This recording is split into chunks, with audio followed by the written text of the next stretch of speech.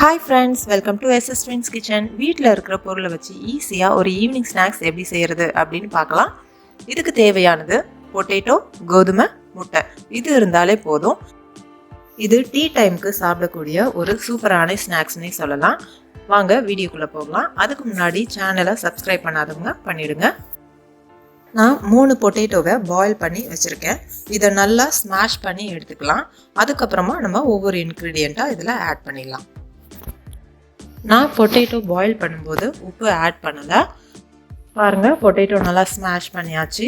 இப்போது இதில் ஒரு பச்சை மிளகாய் ஆட் பண்ணிக்கலாம். அடுத்தது ரெட் சில்லி ஃப்ளேக்ஸ் எடுத்திருக்கேன். அடுத்தது 1/4 spoon pepper powder, 1/2 spoon garam masala, அடுத்தது 1/2 ஸ்பூன் மஞ்சள் தூள், 1 ஸ்பூன் இஞ்சி பூண்டு விழுது, அடுத்தது பொடியாக நறுக்கின ஒரு வெங்காயம், லாஸ்ட்டாக 1 ஸ்பூன் லெமன் ஜூஸையும் ஆட் பண்ணிக்கலாம். இப்போது இது எல்லாத்தையும் நல்லா சேர்த்து மிக்ஸ் பண்ணி விட்டுருங்க. அடுத்தது 1 கப் கோதுமை மாவு எடுத்து வச்சுருக்கேன். இதை ஃபஸ்ட்டு பாதி நீங்கள் போட்டு நல்லா கொஞ்சம் பிசைஞ்சிக்குங்க. இதுக்கு தண்ணி எதுவும் தேவையில்லை. நம்ம பொட்டேட்டோவை போட்டிருக்கிறதுனால நீங்கள் மாவு அப்படியே பிசைஞ்சிட்டா நம்மளுக்கு சப்பாத்தி பிசைகிற மாவுக்கு அந்த பதத்துக்கே வந்துடும். மறுபடியும் மீதி மாவு இருக்கிறதையும் எடுத்து இதோட சேர்த்து ஆட் பண்ணி நல்லா பிசைஞ்சு எடுத்துக்கோங்க. இப்போ மாவு நல்லா பிசைஞ்சு எடுத்தாச்சு. அடுத்தது இந்த டிஷ்ஷுக்கு தேவையான அளவு உப்பு சேர்த்துக்கலாம். முன்னாடியே இன்க்ரீடியன்ட் போடும்போதே அதுலேயே நீங்கள் சேர்த்துக்கோங்க, நான் மறந்துட்டேன். இப்போ இதையும் நல்லா பசைஞ்சு எடுத்துக்கோங்க. இப்போ மாவு ரெடி ஆயிடுச்சு.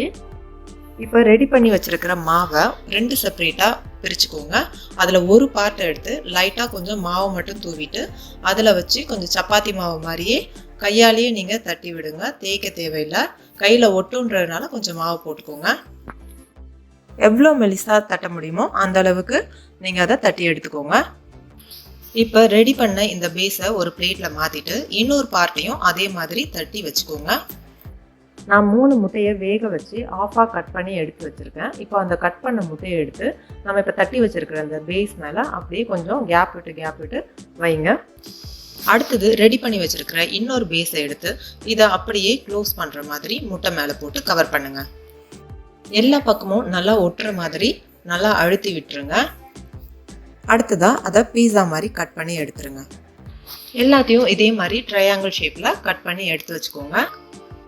அடுத்தது நான் பேனில் ஆயில் நல்லா ஹீட் பண்ணி வச்சுருக்கேன். இப்போது இதில் ஓவனாக நீங்கள் போட்டு நல்லா டீப் ஃப்ரை பண்ணி எடுங்க.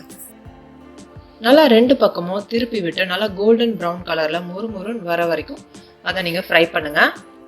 பாருங்கள், இது ஆல்மோஸ்ட் ரெடி ஆயிடுச்சு. இந்த ஸ்டேஜில் நம்ம இப்போ இதை எடுத்துடலாம். இதே மாதிரி எல்லாத்தையும் ஃப்ரை பண்ணி எடுத்துக்கோங்க.